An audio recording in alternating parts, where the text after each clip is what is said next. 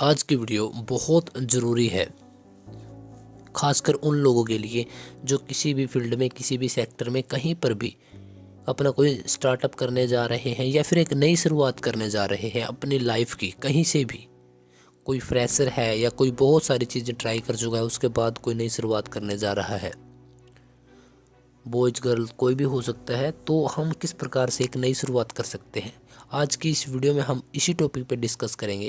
और यकीन करना कि जिस चीज़ को या जिस उम्मीद से आपने इस वीडियो को क्लिक किया है, आपकी उम्मीदों पर मैं खरा उतरने की कोशिश करूँगा। तो नई चीज़ों की शुरुआत कैसे करें, सभी के लिए यह वीडियो है कि हमें कुछ करना है लाइफ के अंदर और उसके लिए हम एक शुरुआत करना चाहते हैं। तो फिर वह नई शुरुआत होगी, वह नई शुरुआत कैसे करें। देखिए, शुरुआत कहाँ पे होती है? शुरुआत वहीं पे होती है जिसके पीछे बहुत सारी चीज़ें छिपी होती है।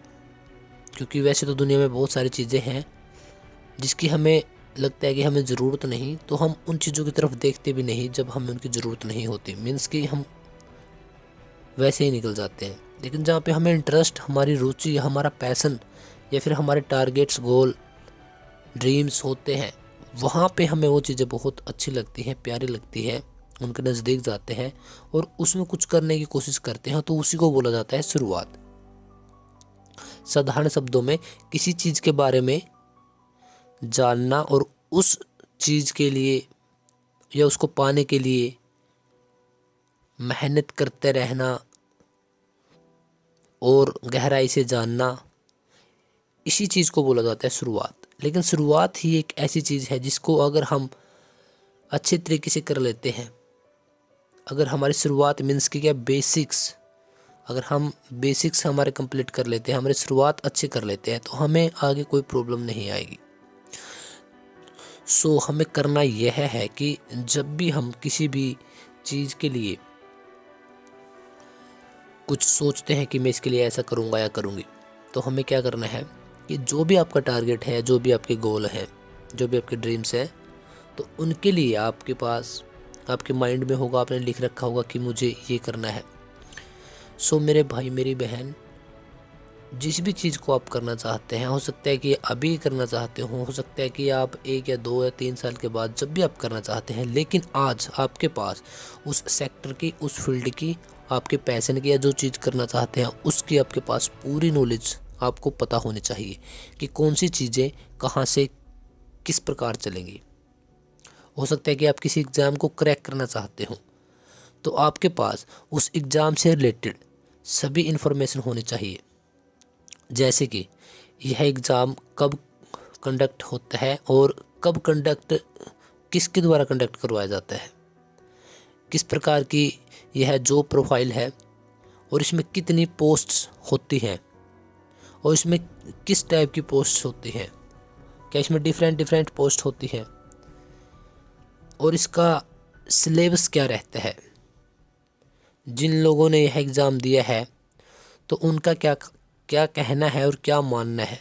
यह एग्ज़ाम कितना टफ़ है तो इसको लोग टफ़ क्यों मानते हैं, कितना आसान है तो इसको आसान मानने के पीछे क्या कारण से, लोग कोचिंग के बिना या बिना कोचिंग किस प्रकार से क्रैक कर सकते हैं। जब हम सिलेक्ट हो जाते हैं तो आगे का प्रोसीजर क्या रहता है, कितनी इसमें पूरी उम्र के लिए हमें कितनी सालों तक ड्यूटी करनी रहेगी और इस ड्यूटी के दौरान हमें कौन कौन सी प्रमोशंस मिलेंगी। सो इस प्रकार से आपको पहले ही सब कुछ पता होना चाहिए। आपका जो भी ड्रीम्स हो सकता है, वैसे मैंने एक एग्ज़ाम्स का ड्रीम्स जिन लोगों को होता है उनके लिए बताया है। हम आज शुरुआत कर रहे हैं या फिर उसके लिए हम 2 साल के बाद प्रिपरेशन करने की सोच रहे हैं, लेकिन आपकी वास्तविक शुरुआत अभी हो चुकी है दोस्त। तो आपको अभी से पता होना चाहिए कि यह चीज़ें चलती कैसी हैं, किस प्रकार से, क्योंकि यह बहुत बड़ा फॉर्मूला है। जब हम इन चीज़ों को कवर अप कर लेते हैं कि, और इसमें सबसे ज़रूरी पॉइंट यह भी होता है कि जिन लोगों ने जो भी चीज़ें आज तक की है, जिस फील्ड में आप करना चाहते हो, उनको सुनना बहुत ज़रूरी है, बहुत ज़रूरी है। ये मान लो कि अगर आपने उनको नहीं सुना और आप डायरेक्ट ही निकल गए, तो आप धक्के खाकर, टाइम ख़राब कर फिर दोबारा उन लोगों को सुनोगे क्योंकि उनके बिना आप नहीं कर पाओगे वो चीज़ें, क्योंकि उनके एक्सपीरियंस बोलते हैं।